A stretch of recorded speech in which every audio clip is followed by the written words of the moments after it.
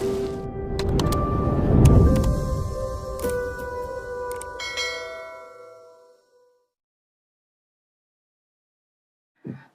kemudian yang kedua, bagi guru honorer yang telah mengabdi 10 tahun atau di atas, nah mungkin ini dasar seleksinya berdasarkan rekomendasi dari kepala sekolah, guru senior, atau siapa yang berwenang di sana, yang paling memenuhi syarat untuk diangkat menjadi PPK. Nah, kemudian lanjut, itu nomor pertama barangkali, jawabannya sudah jelas, dan saya kira di sana juga saya agak gambarkan sejumlah persoalan yang terkait dengan masalah posisi tenaga pendidikan ini. Kemudian untuk yang kedua, mengenai peran guru honorer dalam sistem pendidikan di Indonesia. Nah, kebijakan moratorium pengangkatan guru PNS selama seberapa tahun ya, itu telah membuat kekurangan atau kekosongan guru, ya, akibat yang meninggal, yang pensiun, gitu, dan macam-macam, dan ini tidak tergantikan oleh guru baru. Nah, keadaan ini kan ini memaksa para penyelenggara pendidikan di lapangan untuk mengangkat guru honorer, ya. Jadi keberadaan guru honorer ini sudah semakin besar itu. Menurut catatan yang ada saya itu udah sekitar 1 juta guru honorer.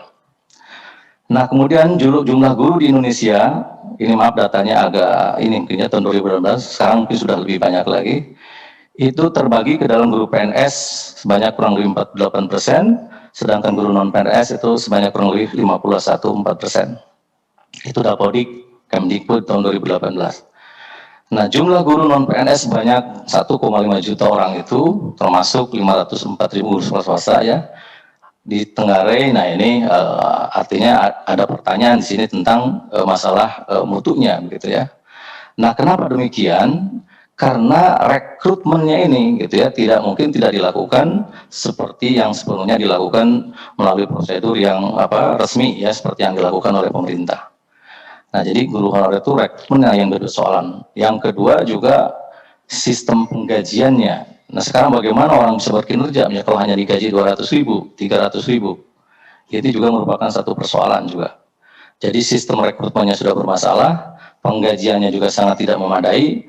Nah, kemudian juga ini sejumlah sekolah menggunakan dana BOS untuk menggaji guru. Ini juga mengakibatkan dana BOS itu tergerus ya untuk menggaji guru honorer, sehingga keperluan untuk peningkatan mutu yang dari dana BOS itu menjadi terabaikan. Jadi bertambah lagi masalahnya, bukan hanya sekedar guru honorernya gitu ya. Nah, oleh karena itu kesimpulannya, nah ini kalau pandangan kami, guru honorer dalam sistem pendidikan nasional lebih berperan dalam menutupi kekurangan guru PNS ya, agar pembelajaran tetap berjalan. Jadi mungkin dalam situasi darurat ini ya. Namun, peran guru honorer untuk peningkatan mutu pendidikan tentu ini masih perlu pembuktian dengan kajian berbasis data yang valid dan relevan, gitu ya. Mungkin Ibu Lin nanti mengatakannya dengan bahasa yang lain itu ya. Kalau saya sebagai rektor UPI mengatakan seperti ini, perlu dibuktikan lebih lanjut dengan berbasis data yang valid dan relevan gitu ya. Jadi perannya lebih ke memenuhi kekurangan tenaga guru. Persoalan yang ketiga ya, berkenaan dengan masalah analisis kebijakan pemerintah yang pernah ada mengenai pengangkatan guru honorer dari waktu ke waktu.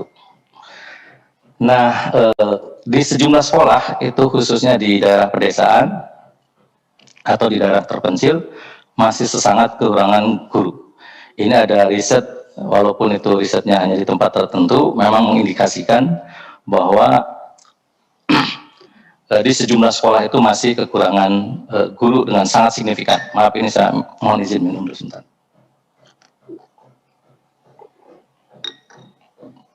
Nah, kemudian juga kurang lebih 1 minggu yang lalu saya sengaja tulis di sana, saya menerima tamu dari Dewan Pendidikan Daerah Jawa Barat yang intinya melaporkan bahwa di sejumlah daerah pesisir ya, daerah selatan di Jawa Barat itu masih ada beberapa sekolah yang gurunya itu hanya 1 orang katanya ya, kepala sekolahnya 1 orang. Jadi ya hanya 1-2 orang saja gitu, 1 sekolah.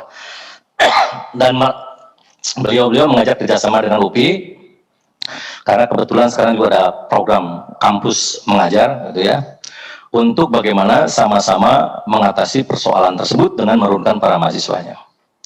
Tapi sebetulnya kalau saya mau jujur juga, ya ini kasus memang ya, di sekolah tempat istri saya mengajar, yang mungkin jaraknya hanya kurang lebih 10 kilo atau mungkin 8 kilo dari dari Gedung Sate, memang faktanya juga masih kekurangan guru juga. Nah, gitu ya. Jadi tidak menjamin bahwa yang di daerah perkotaan juga semuanya terpenuhi, ya. Terutama di daerah-daerah yang agak slam areanya, gitu ya.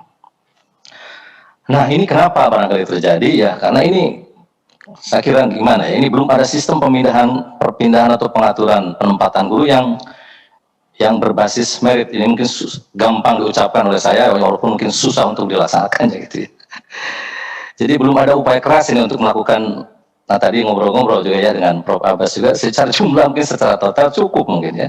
Tapi di sisi lain, di sisi pemerataan, ini kelihatannya masih jadi persoalan di mana-mana, ya. Kenapa? Ya karena mungkin salah satunya juga, nah saya tulis di sini, guru-guru PNS yang sudah ditempatkan di sekolah terpencil itu bisa dengan mudah pindah ke tempat lain gitu ya, dengan tidak basisnya itu tidak menggunakan sistem merit itu. Nah, ini fakta di lapangan barangkali ya, walaupun mungkin saya nggak tahu apakah ada aturan yang ketat, tapi faktanya memang demikian di kita itu ya. Sehingga yang namanya masalah pemerataan guru itu dari dulu sampai sekarang masih jadi persoalan. Kemudian peran guru honorer dalam peningkatan mutu pendidikan menjadi pertanyaan besar jadinya. Kenapa? Ya, tadi sudah saya singgung bahwa proses rekrutmennya, honornya, lalu juga mungkin yang namanya guru honorer itu proses pembinaannya juga dibanding dengan guru yang lainnya itu termasuk yang paling tidak jelas gitu. Sebab kalau ada peluang-peluang kesempatan pelatihan dan lain-lain, itu yang diutamakan kan biasanya guru yang sudah tetap dulu. Ya, sehingga guru honorer itu belum pernah mendapat atau sulit untuk mendapat sentuhan pembinaan yang intensif. Nah, ini yang jadi persoalan besar. Nah, hal lain juga tadi sudah disebut bahwa penggunaan BOS juga ini jadi menimbulkan masalah lain ya, walaupun di satu sisi mungkin tadi terpenuhi honor guru honorernya, tetap di sisi lain ini juga mengurangi biaya untuk peningkatan mutu di sekolah. Nah, kesimpulannya, ini kok balik lagi ya? Maaf. Nah, jadi kesimpulannya, berdasarkan hal-hal tersebut, mekanisme pengangkatan guru honorer baik pada tingkat pusat, ya, tingkat daerah maupun pada tingkat sekolah, saran kami ini sebaiknya diganti atau diperbaiki dengan mengembangkan dan menerapkan sistem dan mekanisme yang berbeda dan berbasis merit dalam pengangkatan guru. Jadi bukan kekeluargaan gitu kira-kira lah. Karena kalau sekarang ya nggak tahu dasarnya apa gitu, mungkin atau kekerabatan atau kekeluargaan kalau sekarang. Yang kena, yang mau, yang ikhlas karena gaji dengan gaji yang sangat tidak standar, ya akhirnya ya yang ikhlas saja barangkali yang jadi guru itu. Nah, ini perlunya ke depan gitu ya, mungkin cara yang seperti itu kalau bisa dihentikan ya dihentikan dan diganti dengan cara-cara yang lebih ini. Si jabatan guru melalui sertifikasi belum dilengkapi dengan upaya pembinaan profesi yang berkelanjutan, sehingga sekarang itu hanya ada guru tersertifikasi, guru tidak sertifikasi. Tapi setelah tersertifikasi itu gimana nih upaya ini? Kelihatannya, nah ini juga kurang terpikirkan secara sinambung. Ya, jadi perlunya yang namanya CPD ya, yaitu yang seyogianya merupakan bagian integral dari sistem sertifikasi. Jadi bukan hanya certified tidak certified, tapi bagaimana yang certified ini juga mendapat pembinaan ya sesuai dengan senioritas gitu dan keahliannya gitu. Kemudian yang tiga, belum adanya sistem CPD ini mengakibatkan bahwa investasi sertifikasi yang rata-rata hampir 50 triliun gitu, setiap tahunnya ini cenderung lebih berdampak pada kesejahteraan ketimbang berdampak signifikan pada peningkatan kompetensi dan kinerja guru. Jadi kalau kesejahteraan kelihatannya ya ada tambahan nominal gitu ya di rekening. Tapi kalau ke kompetensi atau kinerja guru, nah ini juga masih pertanyaan yang besar saya kira ya. Karena memang ya perlu bagaimana sistem pembinaan purna lulus atau purna lulus sertifikasi itu ya perlu berkesinambungan. Nah, jadi kesimpulannya lanjut. upaya pemerintah dalam pendidikan SDM dan sedangkan guru selama ini belum dapat mungkin meningkatkan mutu pendidikan. Jadi perlu mengkaji ulang untuk perbaikan seluruh tata kelola guru ini, termasuk sistem sertifikasi yang berbasis merit, dan perlunya dikembangkan CPD ya untuk peningkatan mutu. Ini rekomendasi kita, rekomendasi kami. Perlunya dikembangkan CPD untuk peningkatan mutu kinerja guru ya, dan itu menjadi bagian integral dalam sistem sertifikasi. Jadi tidak sertifikasi lalu lepas tangan setelah itu. Nah, ini mengenai tes kompetensi guru honorer ya untuk persyaratan pengangkatan menjadi ASN. Kami sudah mencoba merumuskan jawaban yang bijaksana, Bu ya. Yang bijaksana dengan mempertimbangkan unsur profesional dan unsur sosial gitu ya. Jadi kalau kita hanya mempertimbangkan umur profesional mungkin ya udah semuanya harus dites, lulus tidak lulus. Tapi kalau sosial ya udah semuanya diangkat tanpa tes gitu ya, karena sosial. Tapi kelihatannya kami lebih merekomendasikan perpaduan antara keduanya, antara profesional dan sosial, walaupun mungkin ini belum ideal untuk mutu gitu ya. Nah, jadi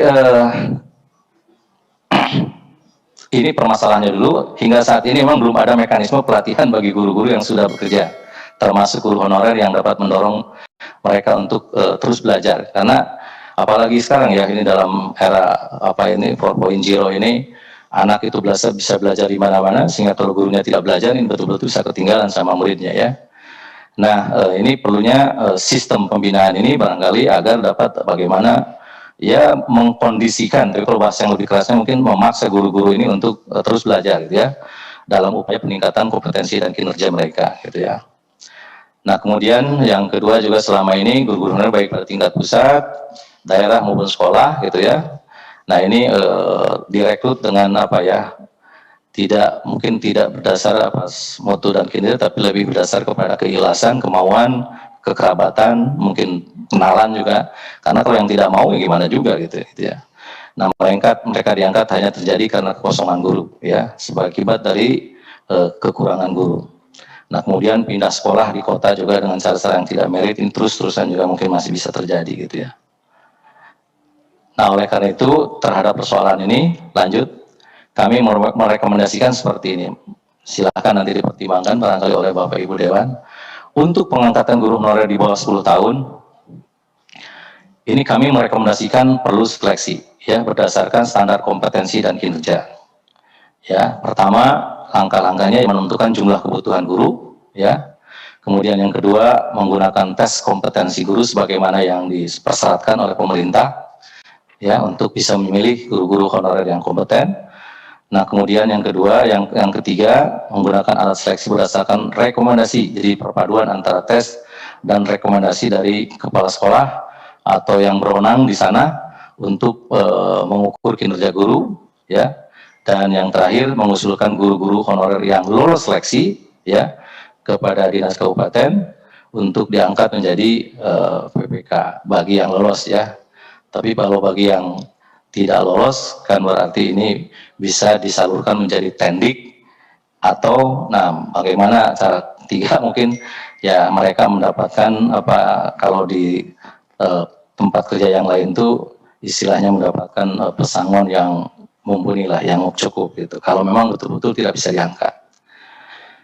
Nah, kemudian yang kedua bagi guru honorer yang telah mengabdi 10 tahun atau di atas, nah mungkin ini dasar seleksinya berdasarkan rekomendasi dari kepala sekolah, guru senior atau siapa yang berwenang di sana yang paling memenuhi syarat untuk diangkat menjadi PPK. Nah, sedangkan yang tidak memenuhi syarat sama juga ini ya, bisa dialihkan menjadi tenaga kependidikan atau diberhentikan dengan pesangon yang memadai. Jadi kalau yang muda-muda mungkin bisa lah tes gitu ya, supaya kita bisa menghasilkan guru-guru yang qualified. Karena untuk menjadi guru yang qualified itu ya di samping memang memiliki passion untuk jadi guru, saya kira mereka juga harus punya kapasitas intelektual ya untuk bisa mendampingi anak-anak di sekolah belajar.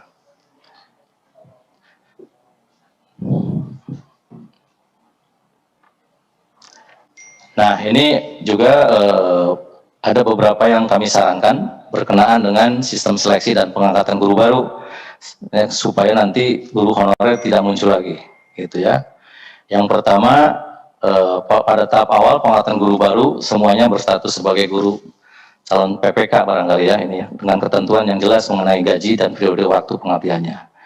Jadi pada tahap awal calon guru itu ya diangkat sebagai guru dengan istilahnya calon PPK.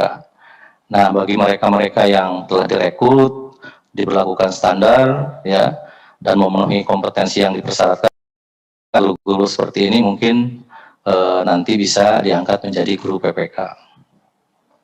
Nah, kemudian kalau mau berubah dari PPK ke PNS, mungkin ini perlu ada tes khusus gitu ya, tes khusus gitu ya, yang betul-betul nanti bisa memenuhi kualifikasi dan persyaratan yang dipersyaratkan oleh pemerintah. Nah, hanya guru-guru itulah barangkali nanti yang bisa menjadi menjabat ya sebagai guru PNS gitu ya. Jadi ini kira-kira ada 4 tahapan yang kami sarankan ke depan ya, karena ini kan kita lagi agak hangat juga tentang perbaikan undang-undang ke depan. Tentu saja ini perlu dikaji lebih lanjut, ini baru gagasan awal saya kira.